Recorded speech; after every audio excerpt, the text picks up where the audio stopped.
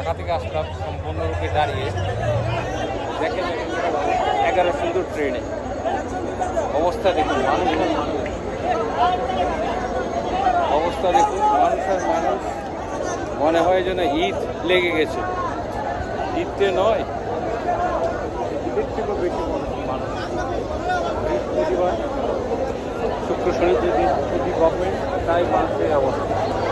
আর লম্বা ছুটি পেলে যে মানুষের কী অবস্থা হবে সেটা বলে প্রকাশ করা যাবে না। দেখেন ভিতরে তো মানুষ জায়গা নেই, তারপর ছাদের উপরে অবস্থা দেখছে, এটা মানে দেখাই কারণ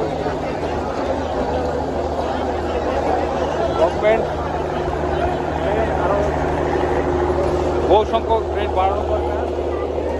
যাত্রীরা জীবনে ঝুঁকি নিয়ে যেভাবে যাত্রা করতেছে সেটা অত্যন্ত রিস্কেবল।